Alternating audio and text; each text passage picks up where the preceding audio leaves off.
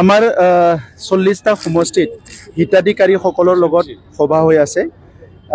আমি চৰকাৰখনৰ পৰা অনুভৱ কৰিছোঁ যে প্ৰধানমন্ত্ৰী ডাঙৰীয়া আৰু কেন্দ্ৰ চৰকাৰে আমাৰ খেতিয়কসকলৰ কাৰণে, মহিলাসকলৰ কাৰণে, দুখীয়া মানুহৰ কাৰণে বহুত ভাল ভাল আঁচনি দিছে। আমাৰ মুখ্যমন্ত্ৰী ডাঙৰীয়াই অসমৰ আমাৰ ছাত্ৰ ছাত্ৰী, যুৱ যুৱতীৰ পৰা আদি কৰি মহিলাসকল, খেতিয়কসকল বহুত আঁচনি দিছে। আমি কাউন্সিল চৰকাৰক আমি বহুতখিনি নতুন নতুন আঁচনি আনিছোঁ যাতে অৰ্থনৈতিকভাৱে আমি আগুৱাই লৈ যাব পাৰে।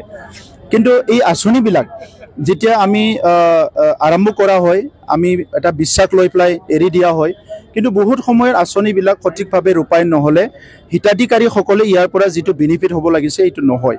আৰু ইয়াৰ কাৰণে আমি এই সভাত হিতাধিকাৰীসকলক বা আমাৰ ৰাইজক এই কথাটোৱে কৈছোঁ যে যেতিয়া টয়লেট এটা আহে ভালকৈ বনাব লাগে, প্ৰধানমন্ত্ৰী আৱাস যোজনা ঘৰ আহে ভালকৈ কৰিব লাগে, VPRPৰ পৰা ভিলেজ পভাৰ্টি ৰিডাকশ্যন প্ৰগ্ৰামৰ পৰা আমি বিভিন্ন কাম কৰি আছে, এইটো ভালকৈ কৰিব লাগে।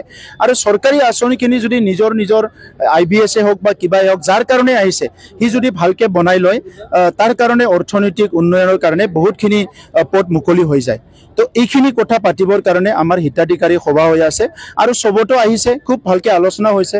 মই আশা ৰাখিছোঁ এতিয়া আগত যিটো স্পিৰিটত কাম কৰিছিলে ইয়াৰ দুগুণ স্পিৰিটত হিতাধিকাৰীসকলে কাম কৰিব আৰু নিজৰ পৰিয়ালটো স্বাৱলম্বী কৰাৰ কাৰণে, অৰ্থনৈতিকভাৱে আগুৱাই যোৱাৰ কাৰণে এই কামবিলাক তেখেতসকলক সহায় কৰিব।